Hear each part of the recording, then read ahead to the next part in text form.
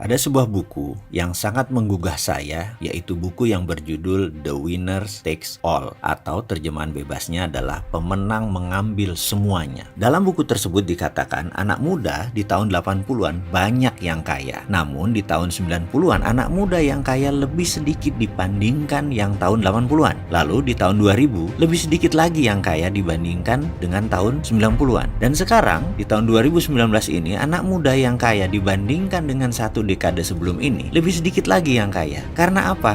Karena the winner takes all. Yang tua-tua sudah menjadi pemenang dan mengambil semuanya. Maksudnya bagaimana? Ini contoh. Kalau saya mau mentransfer uang dolar ke rekening Anda, sahabat, maka kita berdua datang ke bank, isi formulir, lalu saya berikan uang itu ke teller, lalu secara sistem, teller tadi akan mengetik sebuah informasi dan menotifikasi ke New York. Lalu, oleh bank di New York, di-forward ke sebuah kota kecil di Switzerland namanya Basel. Kalau Basel bilang oke, New York bilang oke, baru uang itu masuk ke rekening Anda, dipotong sedikit komisi. Komisi tadi bank dapat dan pastinya Basel dapat. Basel adalah the winner. Semakin kaya kita berdua, lalu transaksinya menggunakan platformnya mereka, ya Basel semakin kaya. Contoh lagi, siapa dari kita yang menggunakan sosial media untuk berdagang? Misalnya kita berdagang melalui Instagram, melalui Facebook, atau sosial media lainnya. Yang intinya, semakin kita sukses, Instagram semakin kaya. Semakin transaksi kita besar, Facebooknya semakin kaya. Karena itu, mereka berdua dikatakan sebagai the winner takes all. Mereka sebenarnya ngambil lebih banyak karena kita pakai platformnya dia. Hampir di semua lini sudah ada pemenangnya, dan pemenang tersebut sudah mengambil semuanya atau setidaknya mayoritas. Yang jadi pertanyaan mendasar dari itu semua adalah, apakah dengan sistem yang ada saat ini, sistem IMF,